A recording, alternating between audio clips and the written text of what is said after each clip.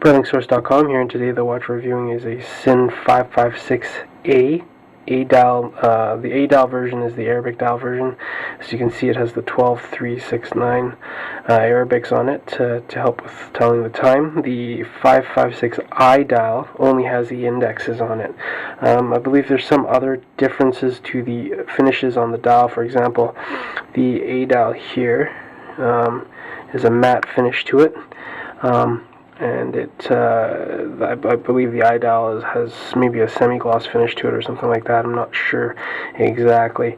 This one also has the see-through case back with the ETA 2824 movement, signed Sinn rotor on it, gold-colored rotor. And this one here in particular is mounted on the bracelet. The Sinn 556 is the entry-level pilot watch from Sinn.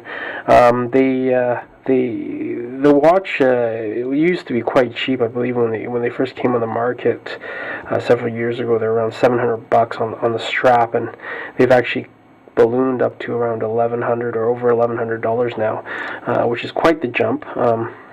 But as we all know, a lot of items in the Swiss and German watch market have gone up substantially, including the cost for components and things like that. So it's not surprising that we would see such a jump, especially in the entry-level arena. As if you notice, several other brands like Breitling and things like that, some of the watches that have gained the most price increases were the entry-level models, just to make sure that the watches continue to maintain a certain level of prestige to them, I guess. Sinn is no different. They've had a lot of significant price increases over the last 5 years or so, and the 556 has gone up over 50% in price. So. This one is on the bracelet. I believe it runs about $1,250. It's a smaller watch, but it's sort of the purest Sinn, 38.5 millimeters, and it's also quite thin.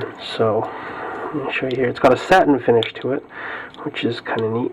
So you can see it on my 6 3/4 inch wrist.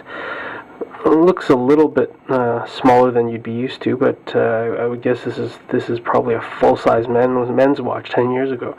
So it's not it's just small by today's standards, perhaps, but still quite wearable in my opinion. At least I quite like it. It's probably the smallest watch in my collection right now. So this one is mounted on the brushed or satin finished stainless steel bracelet. Pairs really well with the satin finish case.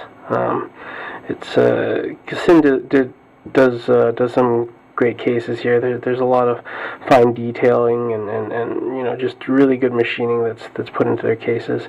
The 556 doesn't have any of the cool features like the argon filled cases or the copper sulfide capsules or tegimented steel and bracelet on it, but I mean, you're buying an entry-level Sinn. It's not going to have any of that cool stuff, but it's still a very, very well-made watch from Sinn.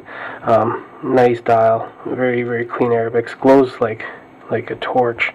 The 200-meter water resistance is nice too. It's a little bit more than your standard 100-meter screw-down crown. And the hands are classic Sinn, easy to read, sword hands with lots of lube on them. Tiny little date there at 4:30. I personally like the date. I find that it just blends right into the dial, like you don't really notice it, and just doesn't take away from the clean look of the dial. But it is hard to read if you're you need reading glasses and things like that. Made in Germany is printed just below a 6 there. So 38.5 millimeters, but still quite wearable in my opinion. Probably one of my favorite watches, at least sport watches, in that 38, 39 millimeter size range right now. So hope you enjoyed the review. Sinn 556A.